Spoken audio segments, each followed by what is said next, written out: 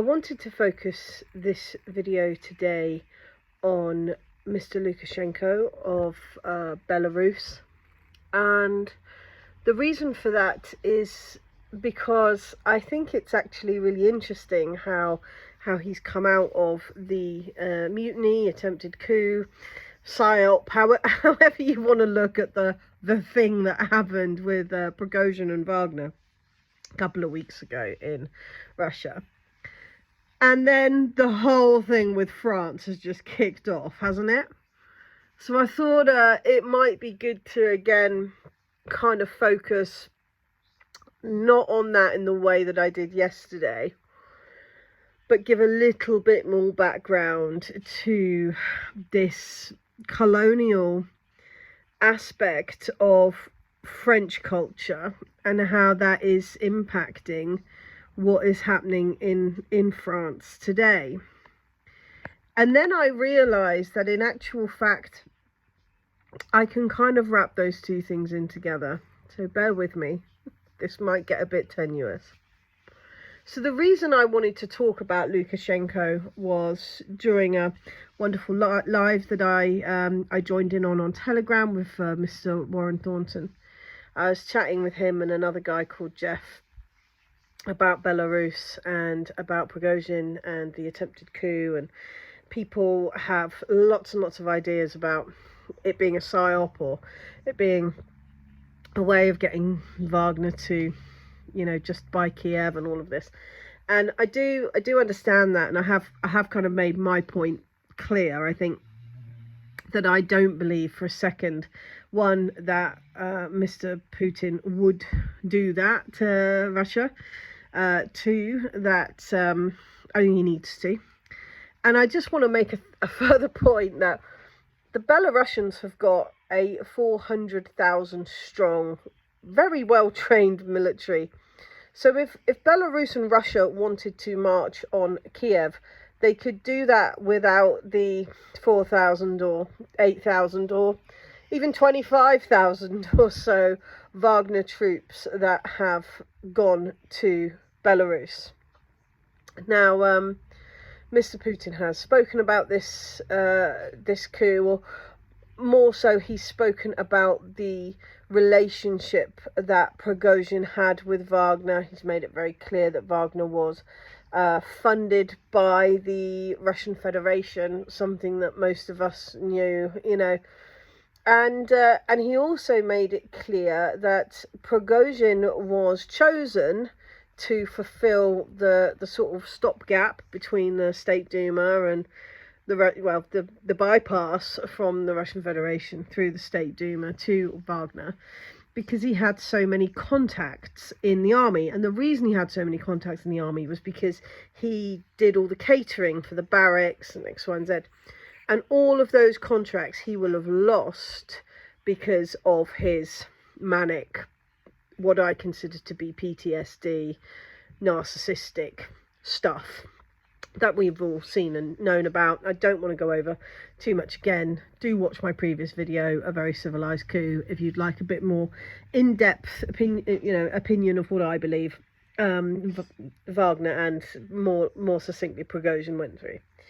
Anyway, I think that Prigozhin has essentially been put on a sort of gardening leave. I think the idea that Prigozhin will be in any way involved in a operation involving Kiev, or in fact any operation again after his behaviour, is very, very slim.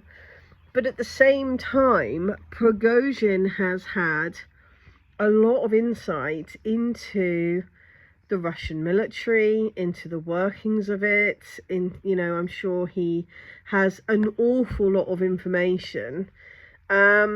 So what were they supposed to do with him? Send him off into the West with all this information? Keep him in Russia where he's potentially a threat? I think going to Belarus was a real good move, and actually quite a kind one, Go, retire in Belarus. Yes, you can, play happy armies or whatever it is you want to do, but that's where you're going to go.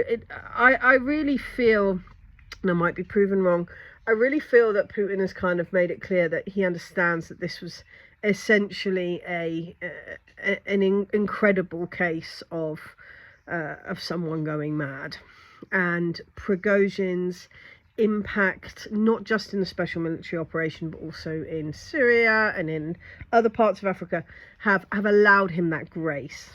What he was not given was an audience with Mr. Putin in any way. Mr. Putin didn't speak to him at all. And actually, whether it was Putin's idea or Lukashenko's idea, I'm not sure.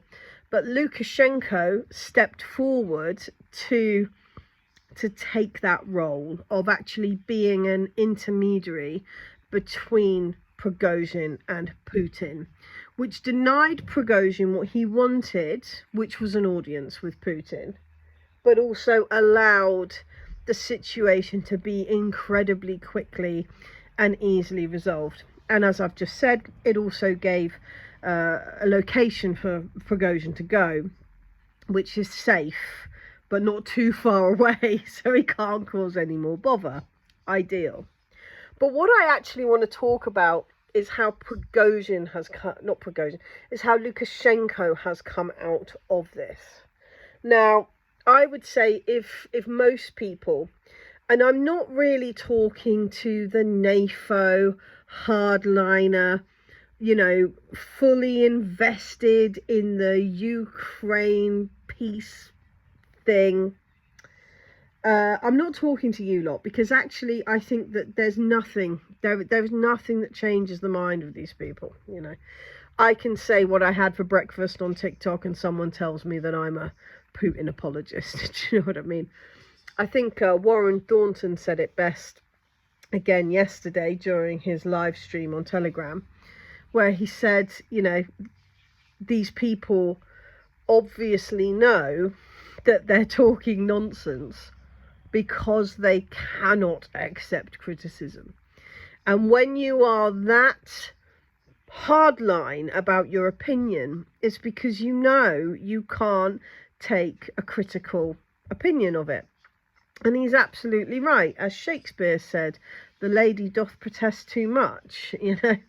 And I'm not talking to you guys. I'm talking to literally everyone else. People who are slightly open-minded, on the fence, pro-Russian, like whatever. The rest of us. And I want us to think back 6 months to what we thought about Prigozhin and what the social opinion of I keep saying my words wrong, I'm sorry, of Lukashenko, and what the social opinion of Lukashenko was. Now, Lukashenko has been labelled a, you know, Putin puppet, and how he's always been painted as sort of this guy who doesn't really think for himself. He kind of does what Putin wants and what he's told to do. And, you know, I'm going to put my hands up here and say that I'd always believed Lukashenko to be somebody who kept very, very, very tight relations with the Russians, because that was what was best in his interests. And I still stand by that. But I think that what this incident has certainly done for me, and I think what it's done on a wider scale as well, is actually elevate Lukashenko to a position of a world leader that we take seriously. You know, I now want to know what Lukashenko is saying and doing. I now look at Lukashenko's deals with China less as something orchestrated by the Russians and more as something that Lukashenko, as clearly a skilled diplomat, as clearly a very intelligent man, and clearly as someone responsible and capable in his own right, has achieved. And I feel like that is a shared view. I don't feel like I'm the only person that believes that. You know, you go onto Twitter, which I do try and avoid as much as possible, And you see, you know, people suggesting that Macron contact Lukashenko to deal with the riots in France, obviously in jest. But this is because this man has been elevated to that position. He's dealt with or been instrumental in dealing with a coup attempt in Russia. Maybe he can go and help with coup attempts elsewhere. Fascinating. And I just want to pick that apart a little bit, because actually I want to discuss Putin and how he treats the world leaders that he surrounds himself with. So Belarus is in an awkward position when it comes to Poland. Poland, and I've spoken to many Poles about this, and I'm sure if any Polish people watch this video, they will argue with themselves, each other and me, about what I'm about to say, because that's always the way. You can't say anything about Poland, negative or positive, without, you know, there's always a number of different perspectives, shall we say, from the Polish. Anyway, the Polish have been trying to instill regime change in Belarus for years, decades. They have been trying to overthrow the government. They have been suggesting that there's going to be coup attempts. They are, you know, very vocal about the fact that they're more than happy for, you know, Belarusian, you know, Western puppets and NGOs and all these other types of people to be fed through Poland into Belarus. And when I've spoken personally to Polish people about this, they've said, oh, you know, we work so hard for Belarusians' freedom from Russia. And the Belarusians, to their, you know, to their credit, say, we don't want your freedom from Russia. We're quite happy doing things ourselves. So, needless to say, there's an awful lot of tensions between Belarus and Poland. And Putin has involved himself in those issues. He has said that tactical nuclear weapons will be placed in Belarus. Now, this protects Belarus from these attempts at colour revolutions and coups and, you know, infiltrations and all that sort of stuff, because it's much, much harder, if not impossible, to overthrow a government, to be anti their large neighbour when they are holding tactical nuclear weapons belonging to that large neighbour and receiving that security and whatnot. And what a lot of people don't understand about the Budapest Memorandum is that it was not actually the Russians' idea to remove nuclear weapons that belong to Russia from Ukraine. It was the Americans' idea, because the Americans knew full well that they could not militarily go into Ukraine, as they've done since at least 2013, if not before, if Ukraine was to house nuclear weapons belonging to Russia. So I just wanted to make that point. But the clearer point, the point I really want to get to, is that in that situation where Mr. Lukashenko has needed exceptional levels of support, security guarantees, heavy diplomatic processing, understanding and focus from Putin, Putin has not put Lukashenko down. Putin has not treated Lukashenko like a lesser partner. Putin has not suggested that Lukashenko is, you know, working for him or loyal to him. And I am trying to channel Mr. Biden here, okay? Because if I think about how President Biden speaks about his partners, he speaks about them with an air of, we're better, we're America, and they know it. And that is the vibe. Not so much from Putin. So, Mr. Lukashenko has needed security guarantees from Russia. And Russia's response is to give those security guarantees. But then, when a situation has arisen in which they can show Lukashenko as strong, that has been allowed to run. And that, I think, is very, very powerful. Because I think most people now know who Lukashenko is, that he is the president of Belarus, that he has been instrumental in stopping a coup in Russia, one of the big superpowers of the world, and that he is a man that we are to take seriously. And I think that the world and media believe that and understand that because we've been led to by Mr. Putin himself. Now, I think that this is also evident in other world leaders. Erdogan, for example, struggled massively in the run-up to his elections in Turkey in May because the Americans put forward a lot of measures to try and stifle his lead in the elections. They messed with the currency. They put forward all like this massive psyop. They said he was nearly dead at one point. I mean, it was wild, wasn't it? But if you look at how Putin has reacted to that, not only has he supported him through that, and in a very, I'm going to say it, Christian way, you know, he's supported without it necessarily being really obvious. Supported him through that, and then he has proudly and publicly given support to Erdogan at a time when he needs it. Another example would be, and connected, would be Mr. Assad of Syria, who is, and I am unashamed to say, one of my favourite people on the planet. Now, Mr. Assad has contacted Putin and Russia and said, you know, in 2015, and said, we're really, really struggling with this war. We're being battered by America, Israel and ISIS, who are all working together. Come and help. And the Russian Federation has gone and helped through Wagner, because that's how they bypass the rules of the State Duma, which are very clear about Russia not going into other countries for warring.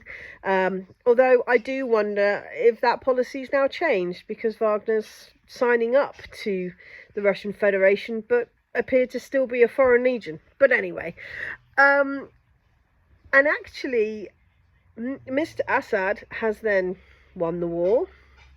The Americans and Israelis, ISIS, have been pushed back.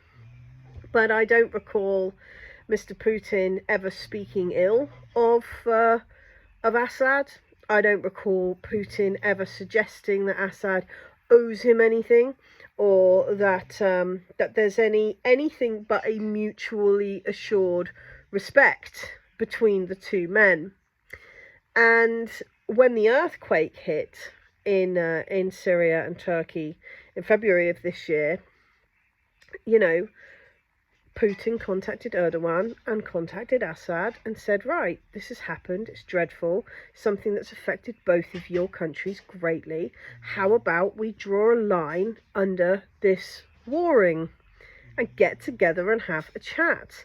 And actually, Putin has been instrumental in creating some dialogue, some diplomacy between Erdogan and Assad. So what you're seeing here is a totally different way of doing diplomacy than we're seeing from the West. You're seeing opportunities where countries need support, whether it's for an earthquake, whether it's a threat from a neighbour, or both. And you're seeing a larger country that can offer support, going in and doing so, and it not being about subjugation or humiliation, it being about actually elevating these men into positions of clear world leaders who are dedicated, worth listening to, respectable and valuable. Now, this week, the UK, who have simped for America all throughout this conflict in Ukraine, it's been, hey, we're going to do this first, we're going to do that first, we're going to give long-range missiles and depleted uranium shells, we're going to be the first to train these fighters and these pilots, and first to give tanks, and you know, all this stuff. And now we see that all of that was so that Ben Wallace would become NATO Secretary General. And Biden has laughed in the faces of the British elite, essentially. Not interested in having a British man in that position, and has been very clear about that. But the way he did it was demeaning. The way he did it was so devoid of the sort of diplomacy that I've just described that it's actually created incredible like disdain in the elite in Britain. Britain is really, really unhappy about this. So we see again that very, very different way of doing diplomacy. And I want to pull this back to the French.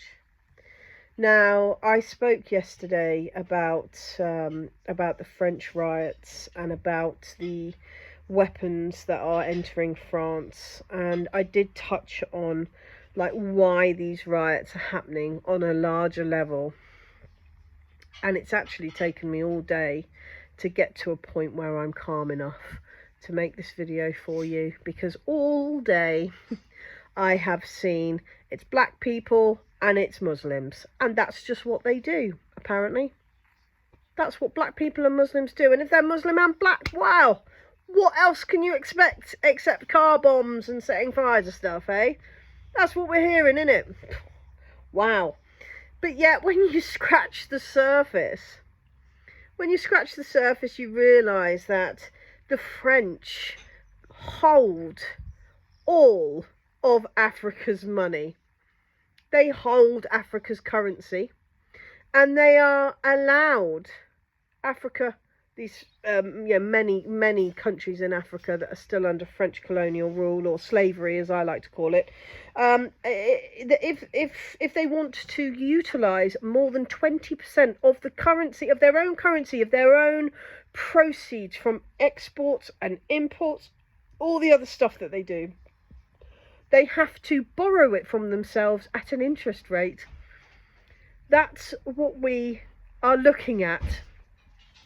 So we're saying that slavery's done with, that the French colonialism's a thing of the past, and actually it's nothing of the sort.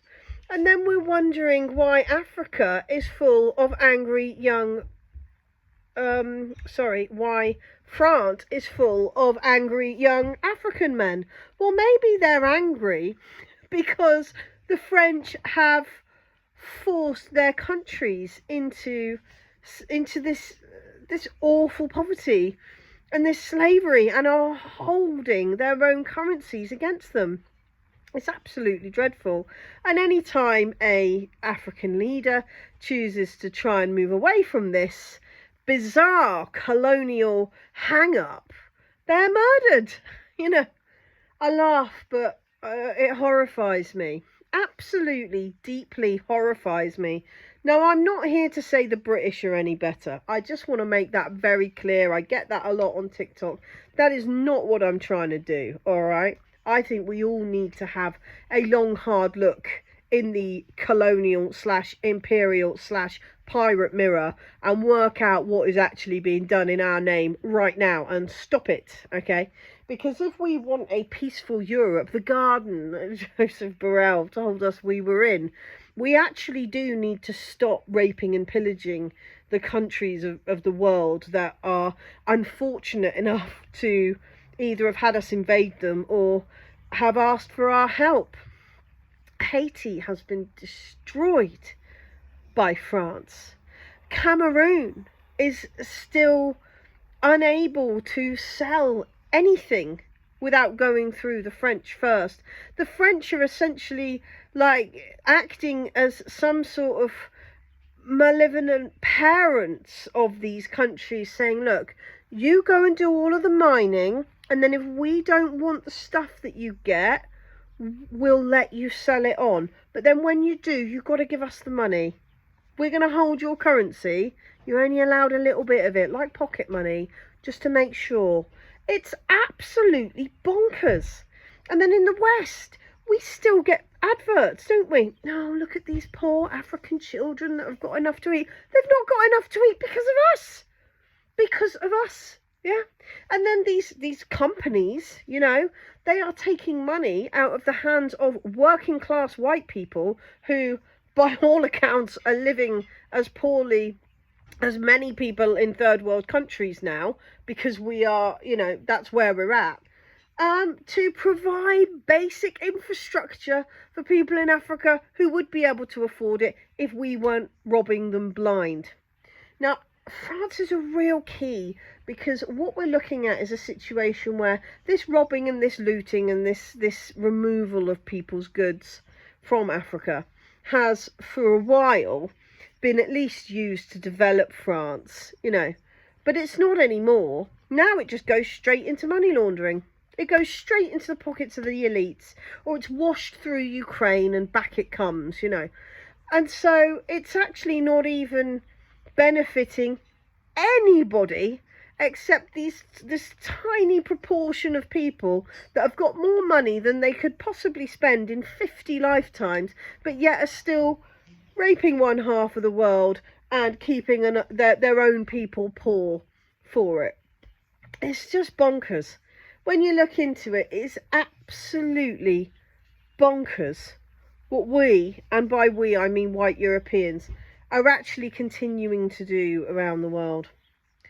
And you know, you can say, oh well, this is all hang-ups from years ago that just need to be rounded off and finished up with.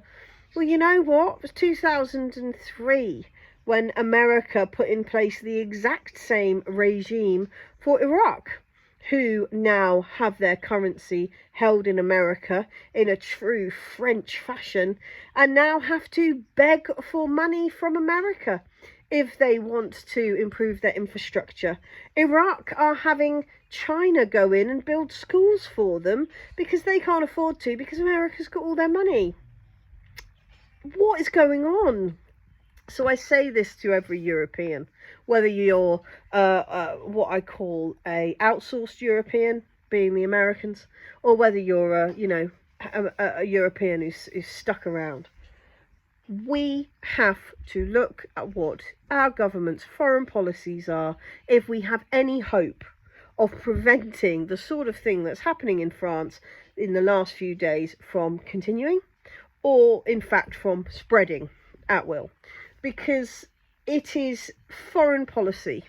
It is our insistence that we have some right to hold past outdated colonialist ideas over colonies. It's those policies that are causing the migrant crisis that we see today, whether it's economic migration or whether it is war migration. That is what we are seeing all throughout Europe. 130 million refugees, I believe, in the world at the moment.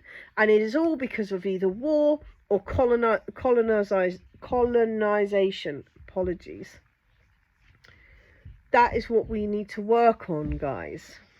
We need diplomats who are willing to raise up the levels of the people that need their help, that see a problem and use it as a way of showing greatness in the people who are running countries around them. That is the sort of diplomatic structure that we need to have. Not, oh, you need help, so let's rinse you for the next 100 generations because you needed help once. Or what we see in the war on terror, etc., create destabilization and ruin infrastructure so that we can go in and help and then enslave people for generations. These are all part of the same issues. And I think that if we look at Mr. Putin and Mr. Lukashenko and what's happened in Belarus, or we look at Mr. Putin and Mr. Assad, or we look at Xi and we look at the leaders of the Middle East, we will see a very, very different way to do diplomacy. My channel's called Diplomacy is Free. And the reason for that is because it doesn't cost us anything to just be nice. It doesn't cost us anything to take a moment out of our day and stop thinking that we know everything and allow people their own rights and rules and lives. We don't have to go into Africa and tell them that they have to adopt an LGBTQ plus neoliberal agenda. We can acknowledge that they might have a different way of doing things to us. A really excellent quote that I heard this week from an African subscriber to my TikTok channel was, sometimes diplomacy is uncomfortable. Sometimes democracy is uncomfortable. He's absolutely right. You can't push for democracy and then expect it to always fit your ideals. It stops being democracy when that happens. Now, I spoke about the Middle East, and I want to pull that back because I've spoken a lot about Africa, and not all Africans are Muslims, and not all Middle Easterns, are Muslims. But a vast number of people in the Arab world and the Middle East are Muslim. And countries that are Muslim-based have Muslim leaders. We have been constantly fed our, just like we are about the riots. That's what they want. War hungry. They want to burn things. These evil people with that evil religion. But when I saw Xi Jinping stand up and say, we want to pull together the Middle East, we want to have peace in the Middle East, we want to have good trade, we want to have positive relations, I saw those Middle Eastern leaders of those countries that we are told are evil and we are told are all about war, and that's their culture and they're never going to be any better because that's who they are, like Iran and Saudi Arabia, the list goes on. And you know what? They all just lined up for peace, man. They did. So who are the ones pushing war here? Because it's not the Arabs, is it? It's not the Middle Easterns, is it? And it's not the Africans either. I hope that people can see what's really going on. I think that the majority of people on this planet would like to live in peace. And I think that we do have to do some work to get over some of our bias when it comes to how other cultures operate. But I think that there's great beauty to be found in just going, oh, okay, you do things a bit different to us, but hell, who are we to judge? That is why diplomacy is free. That is why Xi Jinping and Mr. Putin are making so many friends around the world, and we are losing them at a rate of knots. And it is that change from an imperialist, colonialist mindset which will actually allow the white Europeans of this world, America included, to actually join in with the changing world. Because if we can't get that part of our culture under control, we aren't going to be there, guys. We aren't going to be there with them. We are going to be left behind. So that's my little rant for the day. I'm sorry it's been a bit rambly, but again, I have just been so hideously disappointed with so many people about these French riots today. So many people are so quick to say this is because of black people or this is because of Muslim people, without any further look into why this might be happening, And I hope that that's clear, and thank you so much for listening. I will pop, as usual, my Patreon subscription and my Buy Me a Coffee link down in the comments. I've got 2 kids' birthdays this month, so any donations gratefully received. And please feel free to look up anything I've mentioned. If you think anything that I would find interesting, please let me know in the comments. Love to hear from as many people as possible, and of course do like this and subscribe to the channel if you like. Much love.